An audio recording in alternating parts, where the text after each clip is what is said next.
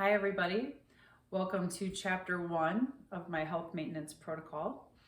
Last week was an introductory video that outlined why I'm doing this and why I'm calling it a health maintenance protocol.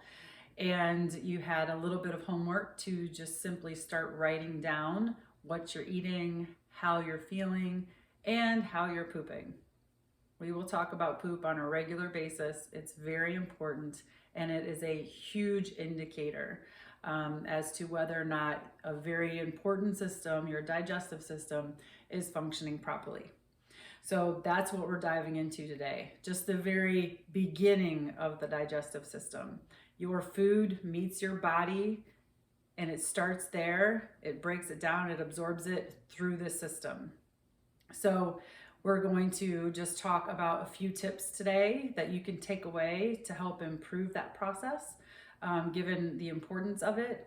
And then we're going to talk a little bit about choices that you can make around food. So that's what we're going to cover today. And I'm sure that you've all heard the phrase, you are what you eat. And really my instructor for this program that I'm going through, her name's Andrea Nakayama. She's amazing. She's gone through a lot. She's very intelligent. She's done so much education and research on this topic as a functional nutritionist and has a great program. But she likes to say, you are not what you eat, but what your body can do with what you eat. And that's really important. I'm sure many of us have seen people, maybe on the outside they look really healthy, or maybe you know that they eat really healthy, yet they end up with health problems anyway, and they just can't figure it out. Why I eat so well. There's something going on in their body and their function and the way that they're able to use that food. It's not working properly. And it can stem into so many different types of health problems depending on each individual person. And that's why this is so important for me to get this message out to all of you. There's things that you can do that everybody can do to simply help the process function more effectively and therefore relieve some of the symptoms that you might be having or prevent some serious health issues that you might have, may otherwise have in the future. So let's dive in. First thing we're going to do is just talk about the organs as part of the digestive system. So we're going to talk about, obviously, there's your mouth and your teeth, right? Ingestion, when you first eat, you use your mouth, your teeth, your tongue, and everything to mechanically break down that food, right? Then it goes into your esophagus. So we all remember our very basic biology and anatomy. It goes in through your esophagus into your stomach. Now, it's very important, especially when you're documenting how you feel. A lot of people will say they have stomach pain. But the stomach is here. So esophagus goes into your stomach. It's on the left-hand side of your body, just underneath those ribs right there. And then it goes into your intestines, which are here. So often people say they have stomach pain when really they might have pain in their gut, their small intestine, or their colon, which is the large intestine. So it's really important to remember the anatomy of your body and know that you need to differentiate between whether something's bothering you in your stomach or whether something's bothering you in your gut, right? So we're gonna focus on the stomach today. We're not even gonna go all the way down to the intestines, but basically stomach to the intestines, and then, so basically your small intestine, and then your large intestine starts here, and it goes up and around and down to finally then excrete the waste out of your body.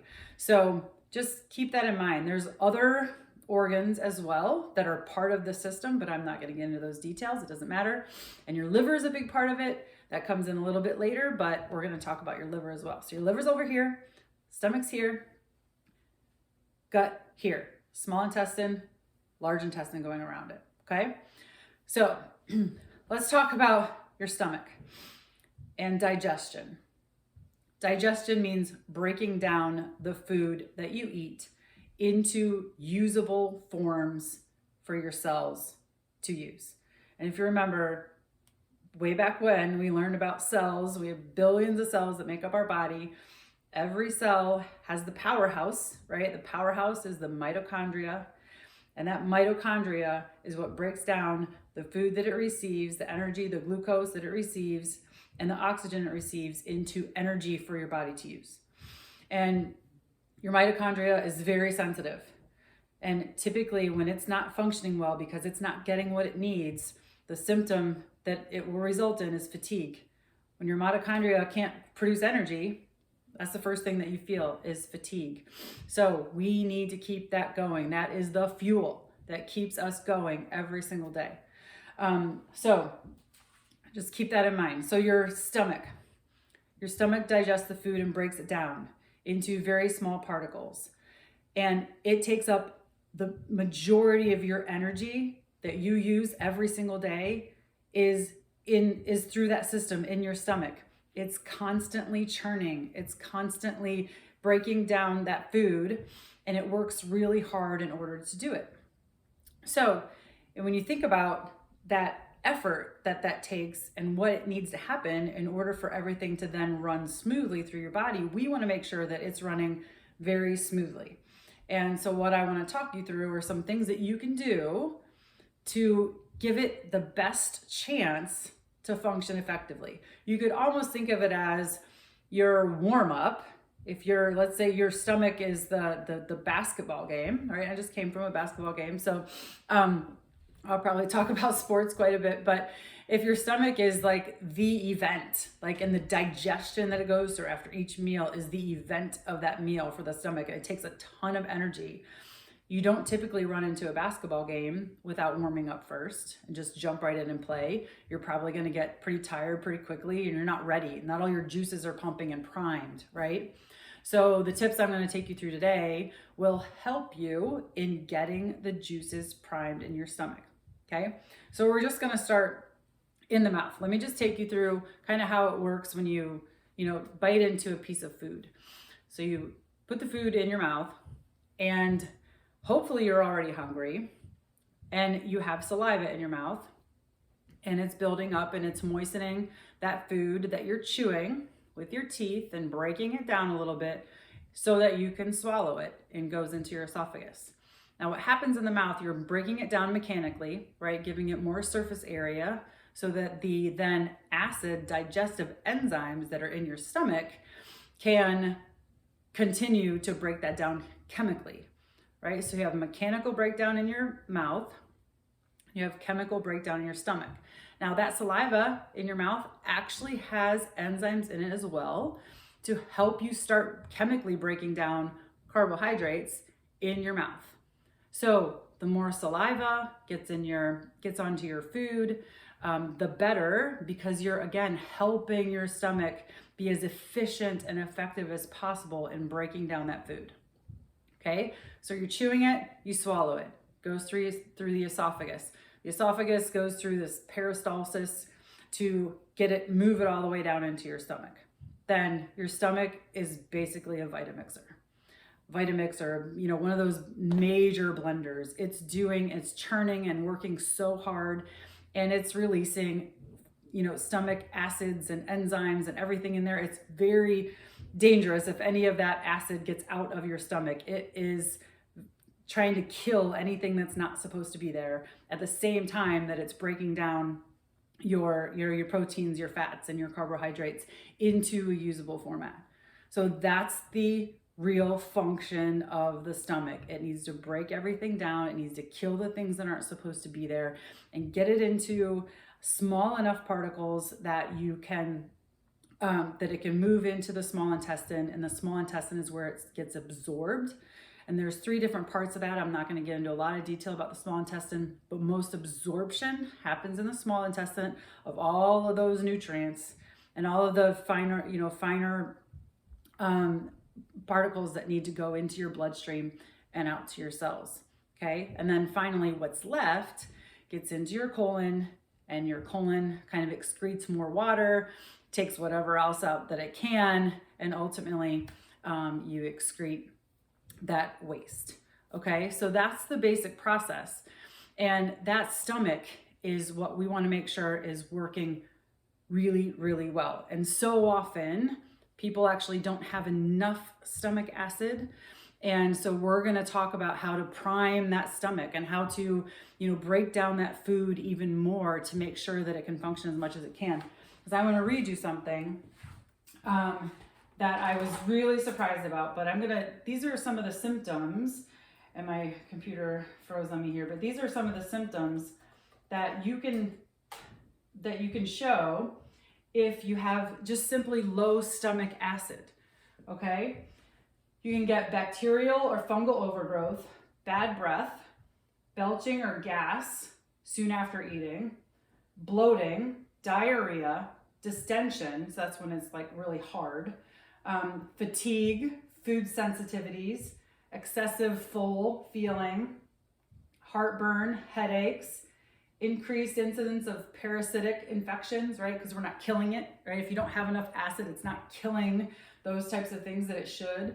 Sweat with a strong odor, an upset stomach after taking vitamins, a desire to skip breakfast, indigestion, malabsorption, nausea, nutritional deficiencies, sleepiness after meals, stomach pain and distress, unexplained hunger, vomiting, weakened hair, nails, and skin, yeast infections, and all kinds of other ailments, including anemia. So those are just some symptoms that you could have simply because you don't have enough acid in your stomach. So that's what we're going to talk about today. It's all those things that could happen if you don't warm up properly for a basketball game. Lots of things can go wrong and you could be in a lot of trouble and you're just losing the game, right? Same thing. Your stomach needs to play and be as efficient as it can. So, and all of those things then can actually turn into, exacerbate into actual health issues, things like allergies and asthma, autoimmune diseases, candida, hepatitis, hives, dry skin, eczema, gallbladder disease. It goes on and on. The list is so long. So that's why we're going to start here. This is where it has to function properly just to break down your food and get your cells the energy that it needs. So let's make sure we're helping it. And there's really easy things that you can do to help it along. So I am going to bring this a little bit closer to you so you can read it, but we're going to talk about it.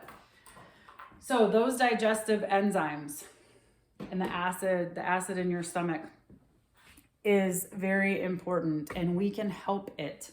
So 3 takeaways I have for you about helping your stomach and helping that digestion process. Number 1, drinking apple cider vinegar in the mornings. Every morning, I want you to take a tablespoon of apple cider vinegar, and you want the one, this is a great big one, I drink this every morning, so you want the one that has the mother lode. Bragg's is the best brand. You want raw, unfiltered apple cider vinegar. It doesn't taste great. I put about a tablespoon of it into my water. I don't measure it, right? Just dump it in an 8-ounce glass of water and drink that in the morning. It helps to get the juices flowing. So it starts to activate those enzymes in your stomach to prime them, right? To be ready for the day, okay? So that's one takeaway. I want you to start doing this every single day and just see how you feel. This is cheap. You can get it at any store these days. It's available. So try that. Your second one, and if you notice here, I've got A, B, and C. Your first one's apple cider vinegar. Second one, blessing your food and preparing your food. So if you have a dog, you know that a dog drools like crazy when he's getting ready to eat. When he knows it's time to eat, goes absolutely nuts, doesn't stop drooling, and then pounds his food. At least that's my dog. So the saliva, that's saliva, right? That's happening in the dog. It just happens naturally. He's hungry. The saliva is getting ready to help get that digestive process starting. So what we want to do is actually take a little bit more time to enjoy the food, think about the food, to get our saliva going. It actually does happen. So in your brain, and we can go into more detail about this, but basically your brain tells your stomach what to do and tells your salivary glands what to do. Hey, this person is about ready to eat. They're hungry. They're looking at food. You're getting hungry. Get ready. So your brain actually does talk to your organs. If you're just running into the kitchen and grabbing something to eat really fast, maybe you're not even hungry, but you're going to bored eat, and maybe you eat a huge snack and you really weren't even hungry, That's not really good for your stomach. It wasn't ready. It's not primed and ready for that process. Therefore, it's going to take a lot more energy to break that down. Okay. So a snack that's not necessary, not a good idea. Wait till you're hungry. And then when you are, if you spend the time preparing your food, you actually just generally get excited about what you're about to eat. You walk into your grandma's house, and I just remember I walk into my grandma's house and immediately smell this great food of this meal that I was about to eat, and you just get excited. And that was actually, activating everything in my system to get ready to digest this amazing food. So I have bless and prepare here. One thing that you can do, again, even if you're in a hurry, take some time to smell your food. Take some time to sit down and be thankful for your food. It takes 20 seconds to say, just take that break, say, thank you for this food. I remember that you're blessed. Just take a moment to be grateful for it to help get your brain connected to your stomach. Okay. That's what that means. Prepare is bless and prepare. If you prepare your own food, you're automatically doing it. You're taking the time to see it, look at it. You're thinking about it. Third one, chewing your food. So my grandfather used to sit at the table for the longest time because he would chew and chew and chew and chew his food.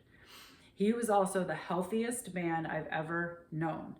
Not once until he actually got sick with cancer did he have to take medication.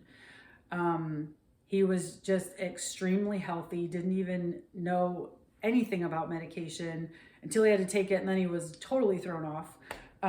But there was something about him.